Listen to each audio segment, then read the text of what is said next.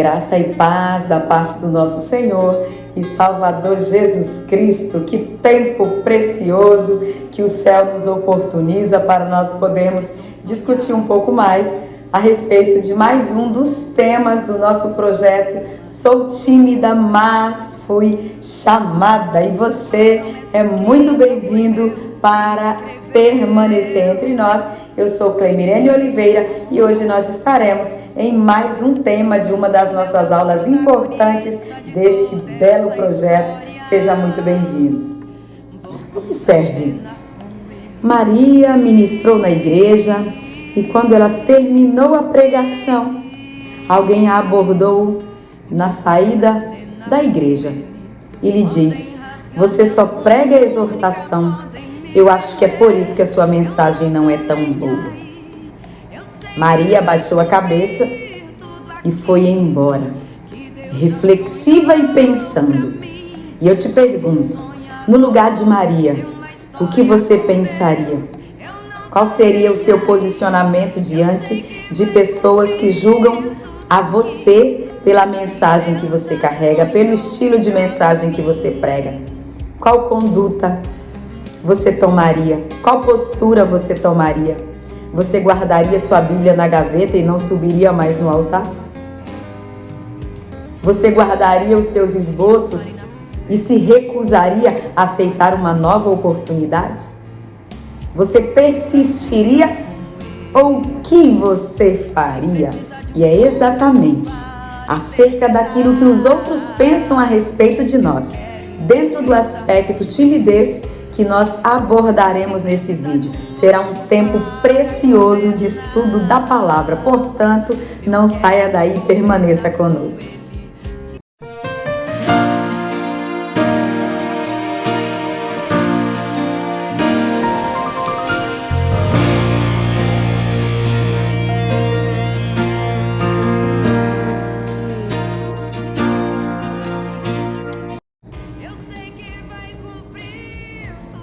Se a timidez trata-se de um acanhamento excessivo, de insegurança e medo diante de outras pessoas, é certo que tal postura pode ter algumas causas. Segundo os estudiosos, muitas podem ser as causas da timidez. E numa pesquisa que fizemos antes de iniciar essa série, a série Sou Tímida, mas Fui Chamada, muitas pessoas trouxeram algumas causas pessoais e observe o que algumas consideraram como causas para a sua timidez. Algumas constaram assim: medo diante do número de pessoas que a encaram em público. Outras observaram: não, eu nem tenho medo, eu tenho apenas temor diante da responsabilidade, porque a palavra não é minha, a palavra é de Deus. Outros consideraram que tem medo porque o mundo está mais acessível a mensagens humanas que a mensagem bíblica, genuína e autêntica. Então, o medo seria o medo do confronto com a verdade. Outros abordaram que o medo de falar errado acaba desencadeando um nervosismo paralisante. Outros consideraram a falta de preparo e a falta de experiência como um fator determinante do aspecto timidez. E alguns consideram: tenho tudo preparado, mas na hora eu não consigo falar. O olhar das pessoas parece que apaga tudo na minha mente. Então, como se observa, o medo de falar ou a timidez, conforme o que pesquisamos, tem uma causa centrada no outro, no que o outro irá pensar, no que o outro irá falar ou o que o outro irá pensar acerca de mim. E você, na hipótese de uma oportunidade, você também tem medo do que as pessoas pensarão sobre você? Ao falar, você tem medo de ser rejeitado ou criticado por outras pessoas? Você depende da aprovação de outrem para cumprir esta sua missão? E ainda, se você pregar a mensagem e o público rejeitar, você guardará o seu propósito ou você desistirá de vez? Se a sua resposta para estas perguntas for sim, significa que a sua timidez em pregar a mensagem está muito associada ao que o outro irá pensar acerca de você. E convém considerar que a opinião do outro é fator sim importante, porque a opinião do outro pode trazer ensinos, pode trazer orientações, pode trazer considerações que nos ajudem a crescer. Até porque precisamos ter um coração humilde e ensinável para aprender. Muito já se ouviu que quem não possui a humildade para sentar e aprender não detém autoridade para levantar e ensinar. Logo, aprender com o outro será sempre uma vantagem. Então, a opinião do outro tem uma certa importância, tem um certo peso, porque contribui para o nosso desenvolvimento, contribui para o nosso crescimento em todos os aspectos. Mas o grande problema não é quando nós utilizamos a opinião do outro no sentido de colhermos aquilo que soma, mas quando a opinião do outro passa a ser um fator determinante acerca da minha vida, acerca do meu chamado e um motivo limitante para o meu propósito. Porque quando na minha mente eu coloco a opinião do outro como um fator determinante ou condicionante da mensagem que eu terei que ministrar, isso sim se torna um fator preocupante. Por quê? Porque a opinião do outro, apesar de importante, não pode interferir no meu chamado, nem no propósito que Jesus plantou no meu coração. Observe que grande parte da nossa preocupação com o que o outro pensa a respeito de nós tem a ver com o aspecto da vaidade, do nosso orgulho pessoal. Observe que criança é inocente e não se importa com esse tipo de preocupação. Criança não se preocupa com isso. Observe que a criança ao nascer, ela não possui temor, não possui timidez, ela não possui vergonha em expor a sua necessidade. Ela não possui receio de expor aquilo que ela carrega. Por quê? Porque criança é espontânea. Se precisar pedir e não souber falar, ela chora, ela se movimenta, ela chama a atenção. De alguma forma, a criança comunica o seu desconforto até que um adulto lhe atenda. Por quê? Porque criança não tem vaidade, criança é autêntica. E essa autenticidade lhe dá segurança para fazer o que precisa ser feito em sua pureza infantil. Porque quem tem um coração puro faz o que precisa ser feito sem se preocupar com a opinião do outro. Até porque o que ele está fazendo é algo que não fere a terceiro. A criança expõe o que ela tem. Por quê? Porque ela tem um propósito, porque ela tem um foco, ela tem um objetivo. De repente ela quer alimento, de repente ela quer ser higienizada. Independente do que tem ao seu redor, independente do que alguém venha pensar, puxa vida, essa criança chora muito, essa criança esbraveja muito. A criança não muda, o foco dela não muda, ela não se distrai porque ela é simples. Ela está apenas sendo ela mesma. E sendo ela mesma, ela não precisa se preocupar se o outro vai entender a exposição do que ela carrega como uma reclamação ou como uma necessidade. Por quê? Porque criança é pura. E como mensageiros, precisamos, igual uma criança, estar centrados no nosso foco. Qual seria o nosso foco?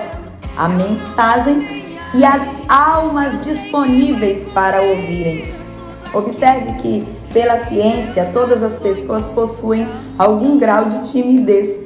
Alguns fatores durante a nossa vida podem contribuir para sermos mais extrovertidos ou mais introvertidos. Não há problema nenhum em ser introvertido, em ser tímido.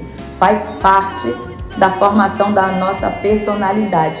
Quem é tímido e está confortável, está bem assim, não há problema, até porque cada pessoa tem o seu jeito pessoal, tem a sua peculiaridade, a sua singularidade e as suas próprias expectativas a respeito da vida e a respeito de si mesma.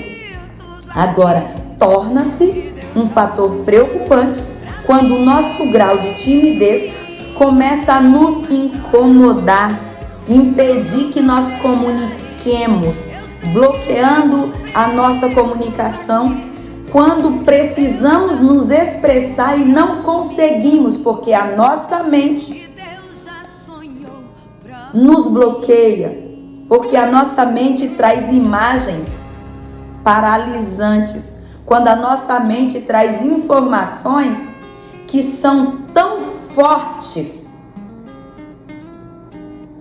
a ponto de enfraquecer o nosso propósito. Isso sim é um fator preocupante. É um problema para nós quando nós temos compreensão de um assunto e diante das pessoas nós travamos, quando o nervosismo trava o nosso raciocínio e nós não coordenamos as informações, quando as nossas mãos gelam, quando o nosso coração acelera e ficamos assim paralisados.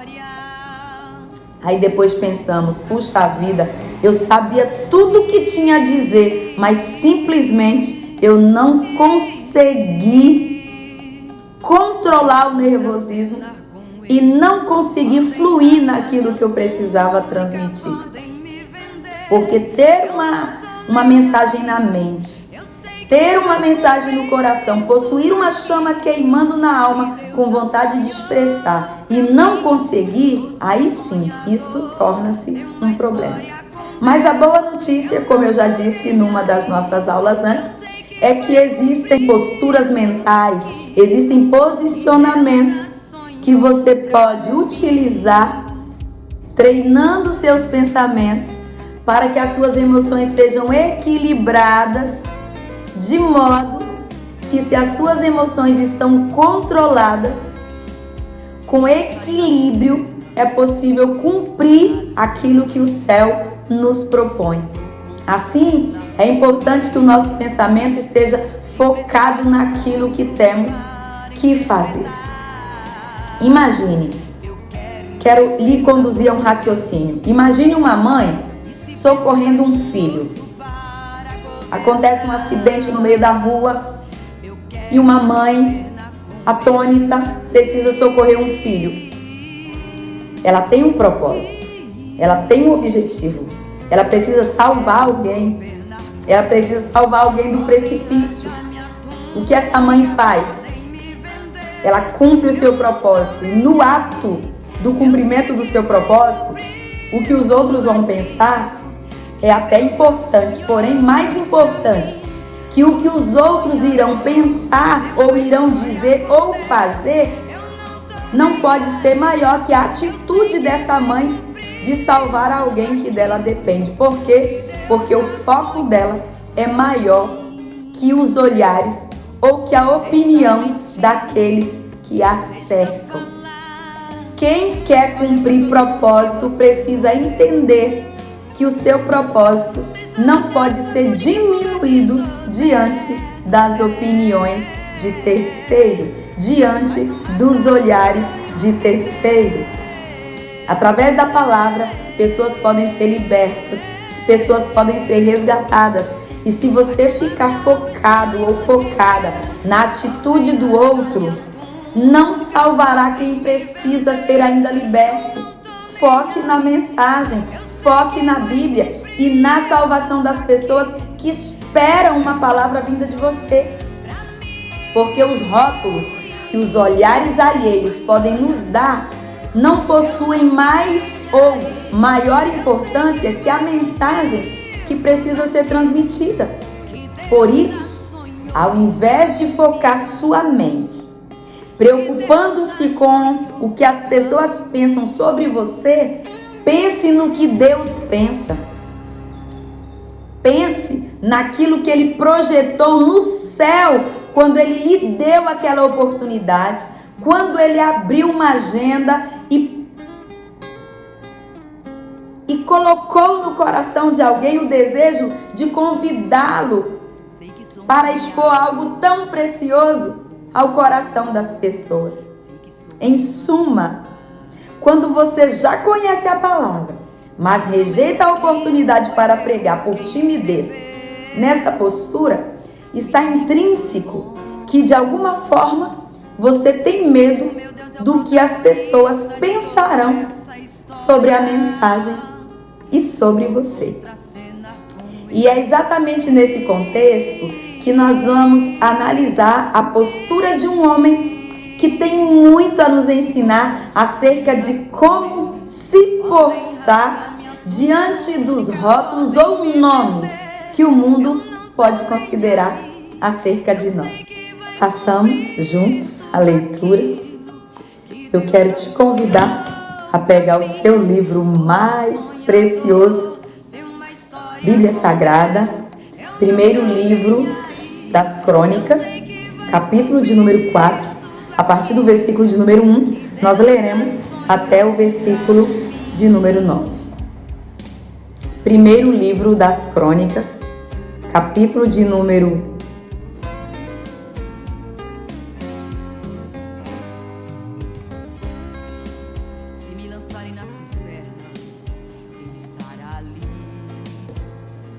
Eu lhe convido a tomar posse do seu livro mais precioso, Bíblia Sagrada.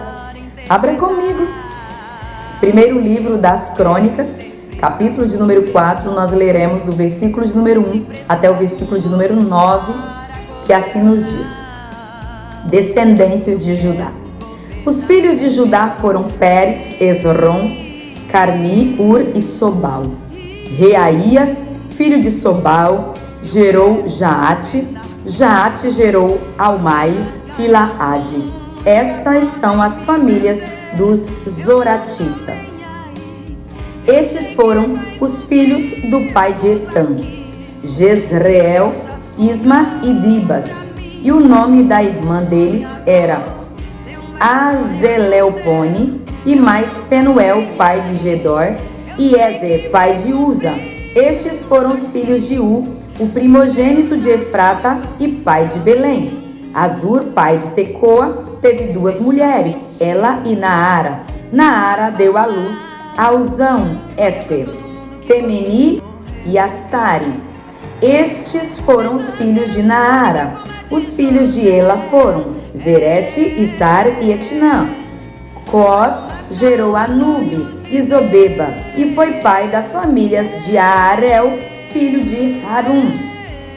Jabes foi mais ilustre do que seus irmãos, e sua mãe deu-lhe o nome de Jabes, dizendo: porque com dores o dei à luz. Jabes invocou o Deus de Israel, dizendo: quem me dera me abençoasses e expandisses o meu território, que a tua mão esteja comigo, preserva-me do mal, para que não me sobrevenha a aflição.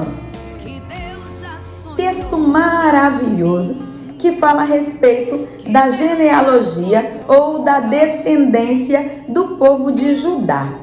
Mas o que eu quero chamar a sua atenção é para a história de um homem denominado de Jabes. O nascimento de Jabes, como pode se observar, se deu de uma forma muito difícil.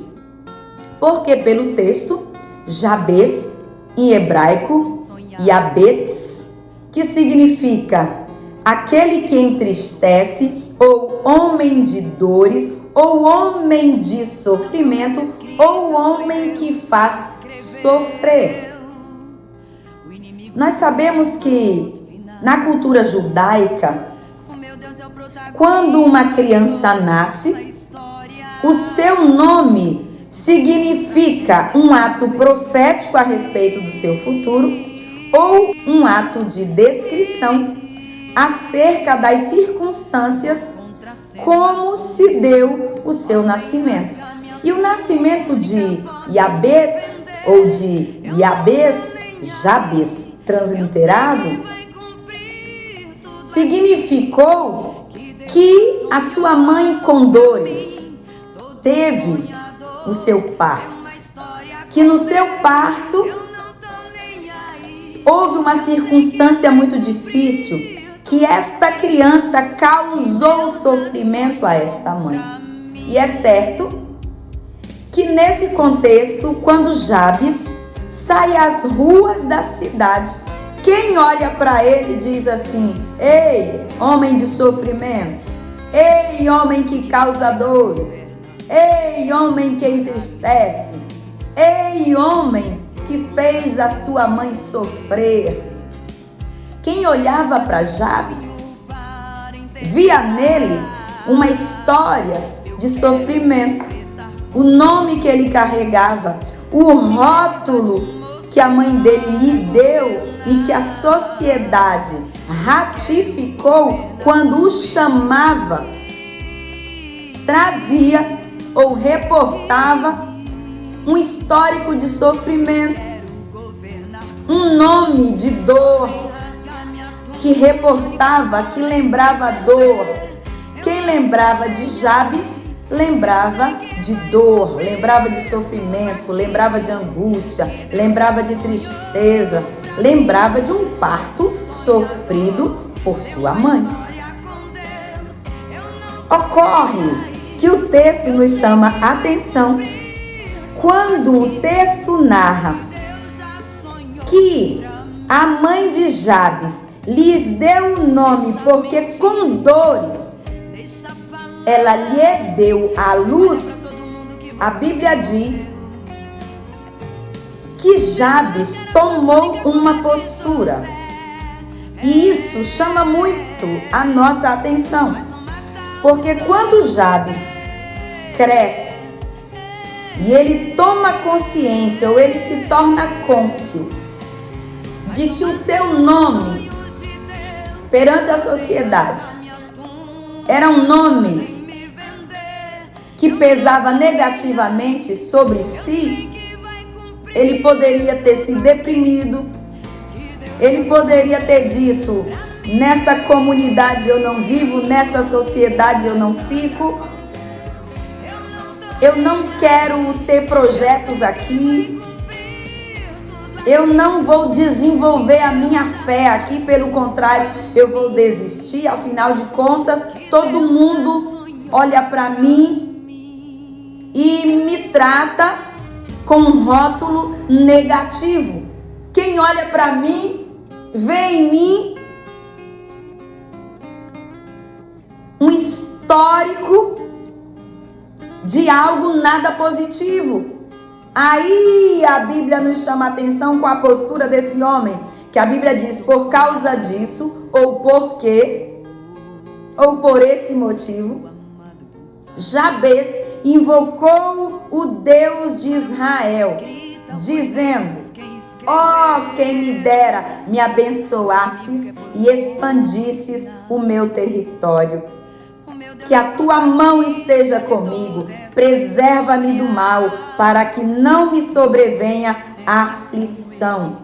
E Deus lhe concedeu o que ele tinha pedido. No versículo de número 9, já que a história de Jabes é uma história muito curta, historicamente falando, não no que diz respeito à dimensão do que ele significou no contexto em que viveu, mas no que diz respeito ao tamanho do texto que narra a respeito dele. O texto é curto, não tem muitas informações, mas o texto deixa claro que Jabes foi mais ilustre do que os seus irmãos. Ele foi mais ilustre que os seus irmãos, mesmo tendo recebido um rótulo que pesava sobre si de modo negativo. Ele poderia ter baixado a cabeça e ter desistido. Ele poderia ter fugido de quaisquer propósitos positivos para a sua vida. Mas o que acontece? Ele recebe um nome negativo. E quando ele tem consciência que ele consegue dirigir a Deus uma oração, o que ele diz? Deus, eu quero a tua bênção. Meu foco é a tua bênção. Meu alvo é a tua bênção. Imagina se cada vez que alguém olhar para você, como aconteceu com a história que eu contei, a ilustração da irmã Maria, que quando ela desce do altar, alguém a critica e diz, puxa vida, você só prega a mensagem de exortação. Se a irmã Maria desiste, se a irmã Maria vai para casa e foge do propósito, se Jabes vai para casa e se deprime, se você, preocupado com o que o outro pensa, com o rótulo que o outro te dá, você desiste da mensagem que Deus te entregou, você pode fazer como Jabes, adotar em sua mente, em seu pensamento, não apenas como informação, mas como exercício prático. Quando alguém te rotular pela mensagem verdadeira que você ministra, que você prega, ao invés de se preocupar com o rótulo que te dão, que você foque na bênção que Deus tem para a sua vida. Você se recorde, existe um Deus que pode me abençoar, existe um Deus que pode sustentar o ministério que Ele me deu, existe um Deus que é suporte para o chamado que Ele me deu, porque eu não fui chamada por mim mesma. Eu o amo porque Ele decidiu me amar primeiro.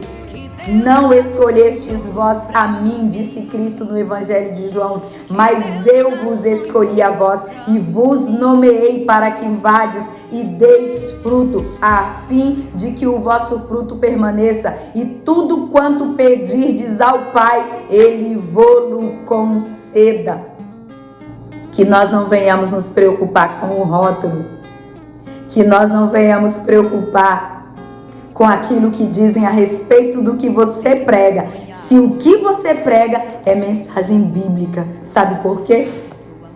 Jabes não deixou que o seu nome delimitasse, nem definisse o seu destino, nem o seu futuro, mas rogou ao Senhor a bênção que precisava para que a sua tenda fosse alargada, para que os seus caminhos fossem abertos, e para que a bênção de Deus chegasse até a sua vida.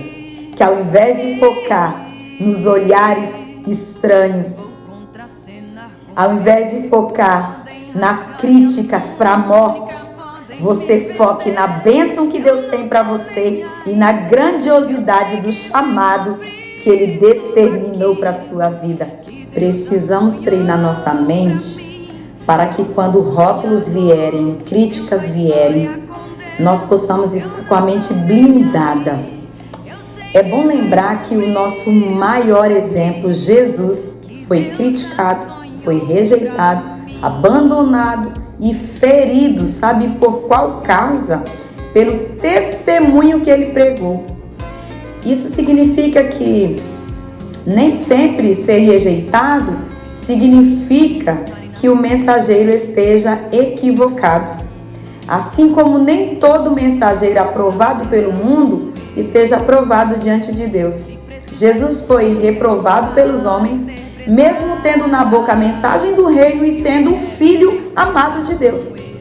Então, nesse sentido, os nossos pensamentos precisam estar focados em Deus e blindados contra os ataques maléficos. Frase maléfica? Rejeita. Crítica contra a palavra genuína? Rejeita. Palavras que não incentivam? Tira da mente. Não deixa germinar na sua mente nenhuma palavra que te afaste do alvo. E o seu alvo nesse nosso projeto são as almas que precisam ouvir uma palavra genuína. É por isso que a Bíblia diz que nós devemos pensar no que é bom. A Bíblia dá uma receita de como nós podemos blindar nossa mente.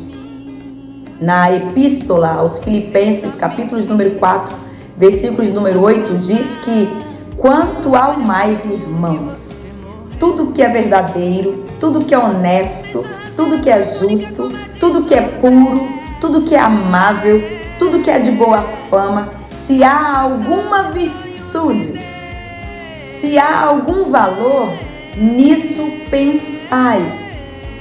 Ou seja, alguém traz uma informação nociva, uma crítica nociva, um rótulo nocivo, que se você parar para analisar o rótulo, você paralisa.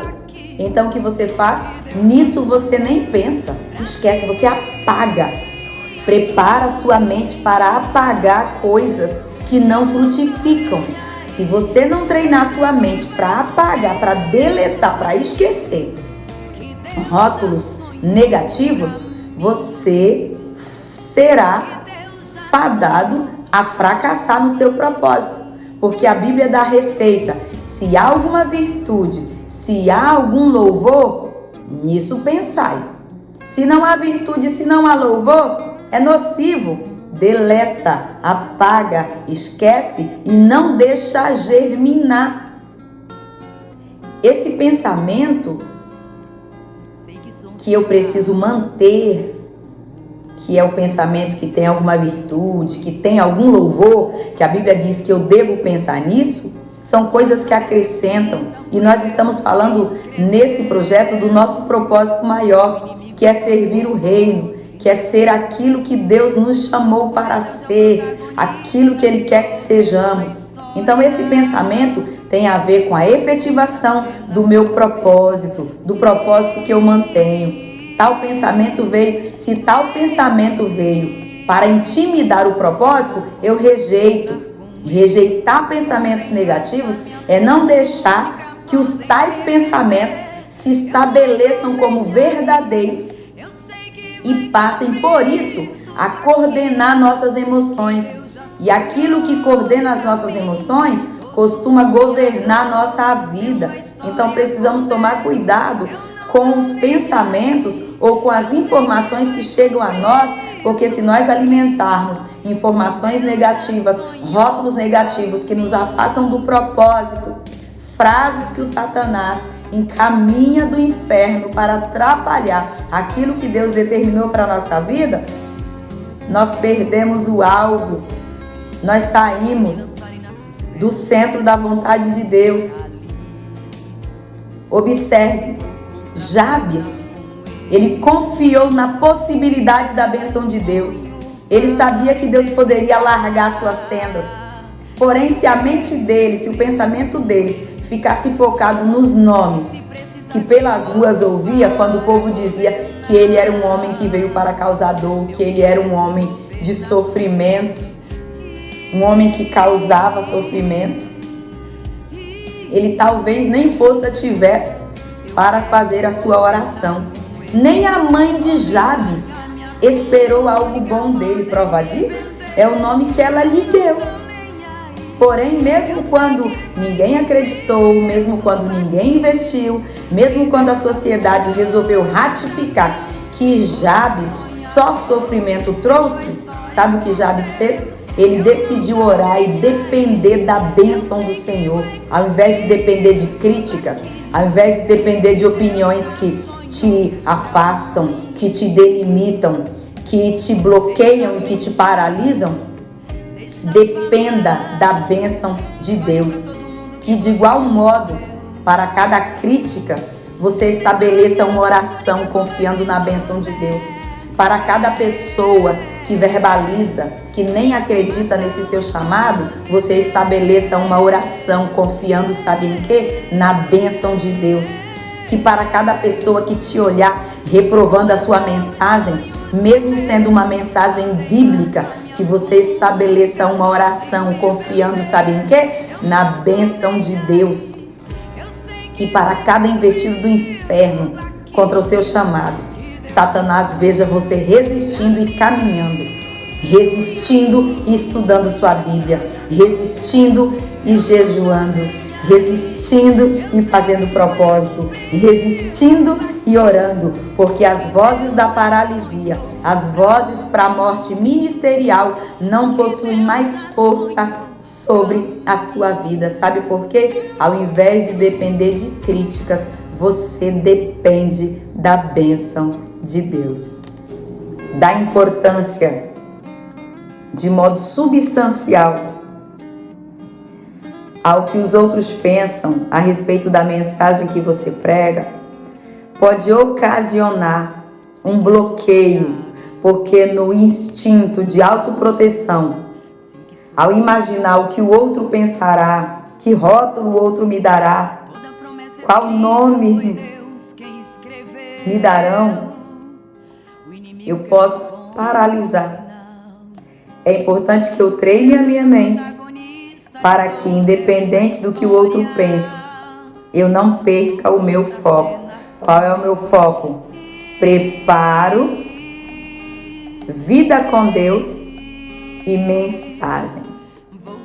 Propósito, vida com Deus e mensagem. Porque se eu me preocupo de modo exacerbado com o pensamento alheio, que não é o fator determinante do meu propósito, porque o meu propósito é mensagem, vida com Deus. Tudo isso baseado num preparo.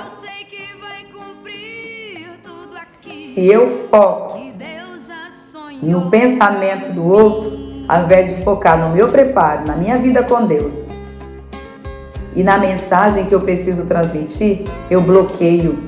A timidez se estabelece, a timidez se enraiza, porque ela encontra um solo fértil para a paralisia, para o bloqueio.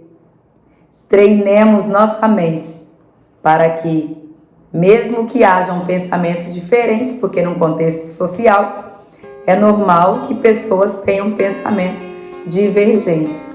Entretanto, o pensamento divergente do outro não pode ser um fator determinante para paralisar o propósito que o céu determinou a respeito da minha vida. Crendo que se nós não negligenciarmos ao preparo aquilo que Deus projetou a respeito de nós, irá acontecer. Faz-nos lembrar a ocorrência de Atos, capítulo número 4, quando os discípulos pregavam o Evangelho de Jesus e eles eram julgados, eles eram açoitados, eles eram maltratados, eles eram tidos como pessoas que estavam fazendo algo errado, pessoas que eram indignas, mesmo sendo mensageiros da parte de Deus. E o que eu observo é que os discípulos de Jesus, eles não pararam sua missão para observarem o julgamento dos outros. Eles não ficaram paralisados porque o povo rejeitasse a sua mensagem. Pelo contrário, eles oravam. E a oração nem era para que Deus castigasse o oponente, nem para que Deus os tirasse do caminho. Eles sequer se preocupavam com os tais. E é um grande exemplo para nós. Qual a oração dos discípulos?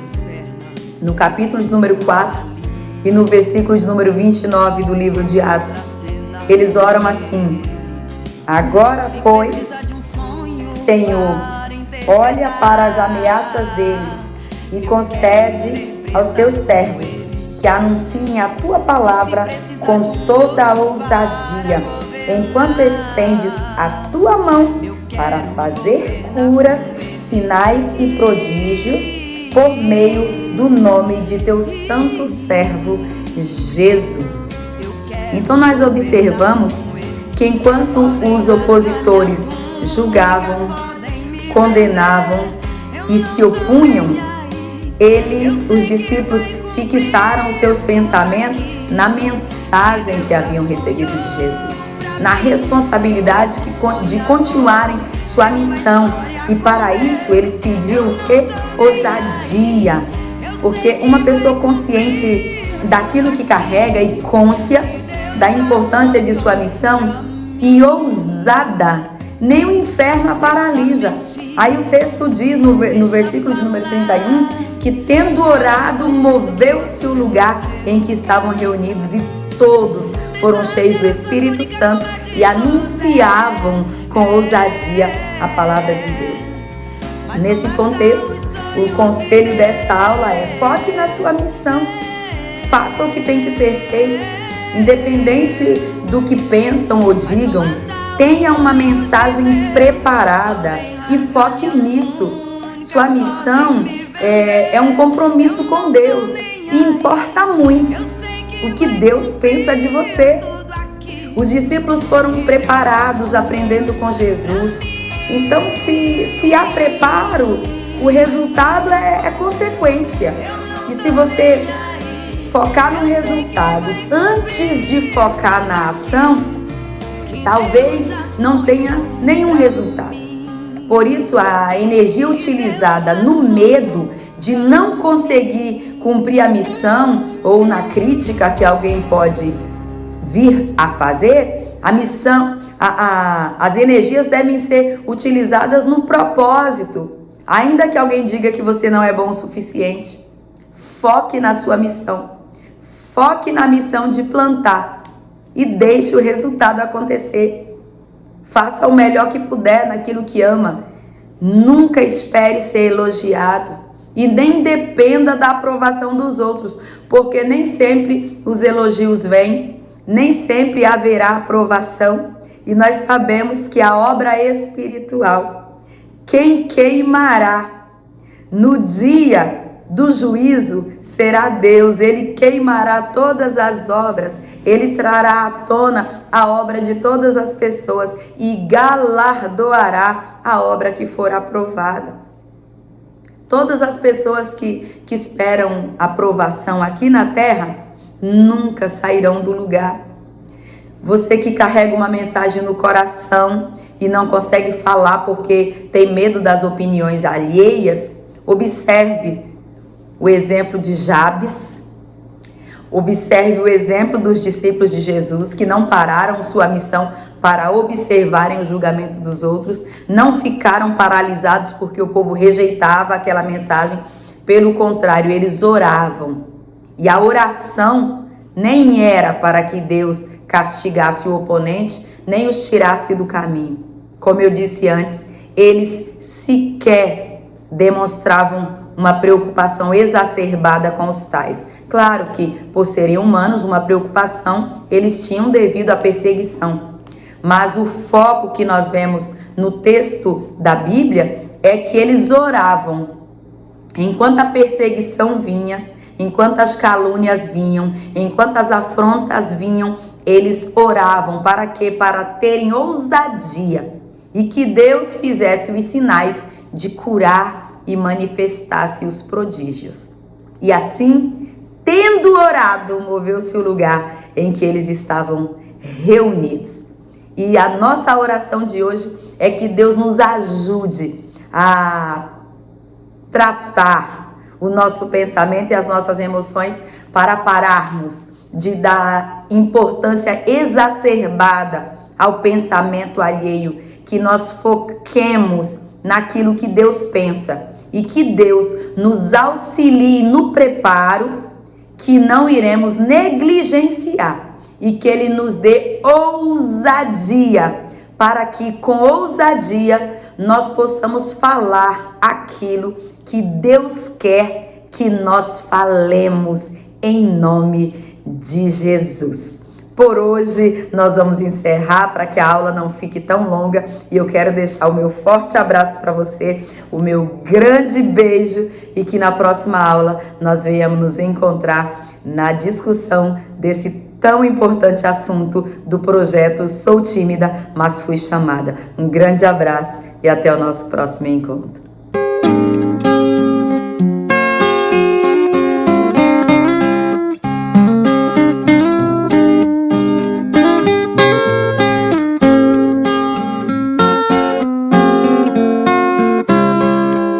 Sei que sou um sonhador,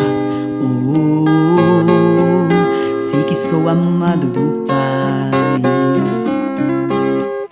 Toda promessa escrita foi Deus quem escreveu. O inimigo quer pôr um ponto final. O meu Deus é o protagonista de toda essa história. Vou contracenar com Ele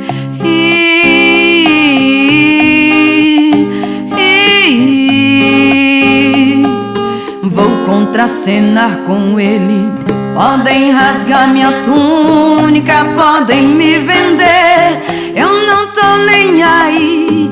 Eu sei que vai cumprir tudo aquilo que Deus já sonhou pra mim. Todo sonhador tem uma história com Deus, eu não tô nem aí. Eu sei que vai cumprir tudo aquilo que Deus já sonhou pra mim.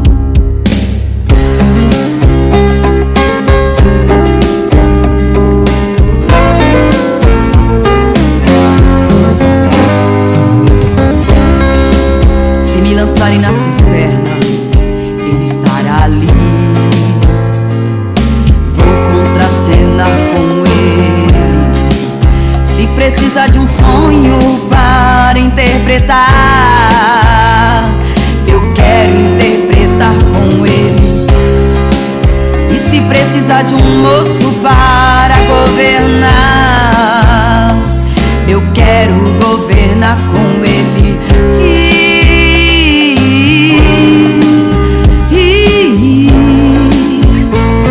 Eu quero governar com Ele. Podem rasgar minha túnica, podem me vender, eu não tô nem aí. Eu sei que vai cumprir tudo aquilo que Deus já sonhou pra mim. Todo sonhador tem uma história com Deus, eu não tô nem aí. Eu sei que vai cumprir tudo aquilo que Deus já sonhou pra mim. Deixa mentir, deixa falar, espalha pra todo mundo que você morreu. Deixa rasgar a sua túnica como a de José, mas não mata os sonhos de Deus.